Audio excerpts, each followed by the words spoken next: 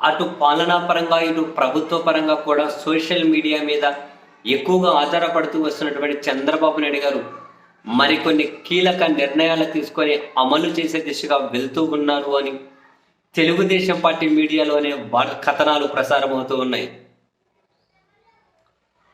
ప్రతి మంత్రి దగ్గర కూడా ఒక సోషల్ మీడియా ఎగ్జిక్యూటివ్, ఒక సోషల్ మీడియా అసిస్టెంట్, వాళ్ళకి ఒక్కొక్కరికి 50,000 జీతం వరకు ఇచ్చుకుంటూ వెళ్ళి ఆ రిక్రూట్మెంట్కి ఇప్పటికే జివో జారీ చేశారు. అండ్ తాజాగా మరికొన్ని కీ డెసిషన్స్ తీసుకున్నారట.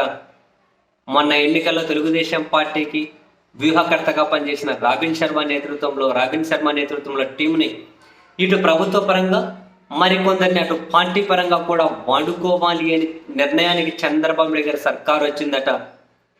అండ్ ఇంతకంటే ముందు తన 7 నెలల పరిపాలనా కాలంపై, ఇంకా దగ్గరకు వచ్చేసింది కాబట్టి 7 months, తన పరిపాలనా కాలంపై ప్రజాభిప్రాయం ఏ విధంగా ఉంది అని చెప్పి ఒక సర్వే చేయించుకున్నారట. ఆ సర్వే నివేదిక చాలా షాకింగ్గా ఉంది అని. సో కొన్ని అలర్ట్స్ చంద్రబాబు గారికి వెళ్ళాయి అని, వాటిని చక్కదిద్దుకోవాల్సిన అవసరం ఉంది అని భావించి దానికి అనుగుణంగా కొన్ని నిర్ణయాలు తీసుకున్నారట. ఒక నిర్ణయం ప్రభుత్వ పరంగా ఒక టీంని, రాబిన్ శర్మ దాన్ని మొత్తం మానిటర్ చేస్తారట.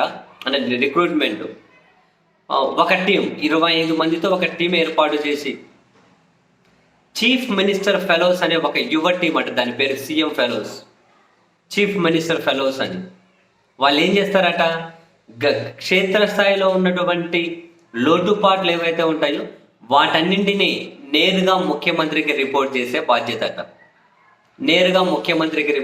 బాధ్యత. దేశంలోని వివిధ ప్రెస్టీజియస్ యూనివర్సిటీలో చదివిన వాళ్ళని దీనికోసం రిక్రూట్ చేస్తూ ఉన్నారట. 25 మంది నేరుగా సీఎంకి రిపోర్ట్ చేయడం. మరొక వైపు ప్రజాభిప్రాయ సేకరణ ఎప్పటికప్పుడు అంటే చంద్రబాబు గారికి చేర్చే విధంగా పార్టీ పరంగా కూడా రాబిన్ శర్మ నేతృత్వంలో మరో టీం పనిచేయబోతూ ఉందట. సో ఇటు కన్సల్టింగ్, అటు ప్రభుత్వ సేవలు, ఇవన్నీ కూడా ఏకకాలంలో లోటుపాట్లు ఏంటి, క్షేత్రస్థాయి ఏంటి, ఏ నాయకుడు ఎట్లా, ఏ ఎమ్మెల్యే ఎట్లా, ఏ మంత్రి ఎట్లా, ఏ ఎంపీ ఎట్లా, ప్రజలు ఏమనుకుంటున్నారో, వాళ్ళ అభిప్రాయం ఏంటి, ఇవన్నీ క్రోడీకరించుకొని బేస్డ్ ఆన్ దట్ కొన్ని కీలక నిర్ణయాలు తీసుకోవాలి అని. అండ్ అదే కాకుండా ప్రణాళికా సంఘం ఆధ్వర్యంలో అట ప్రతి మంత్రి దగ్గర కూడా ఒక టీం ఉంచబోతున్నారట. ప్రతి మంత్రి దగ్గర మరి మంత్రిని మానిటర్ చేయడం కోసమా, లేకపోతే ఇంకా మంత్రి ఏమంటారు, తాను సొంత నిర్ణయాలు తీసుకోకుండా కాసింత ఏమైనా కనుక సొంత నిర్ణయాలు ఇప్పటికే తీసుకుంటారు అని చెప్పి మనం అనుకుంటారే.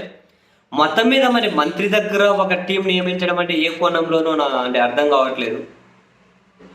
అండ్ చీఫ్ మినిస్టర్ ఫెలోస్ అని 25 మంది అట. అండ్ పార్టీ పరంగా కూడా కన్సల్టింగ్ సర్వీసులు అట. వెరసే మొత్తం మీద రాబిన్ శర్మ నేతృత్వంలో ఒక టీం మళ్ళీ యాక్టివేట్ అవుతుందట. అండ్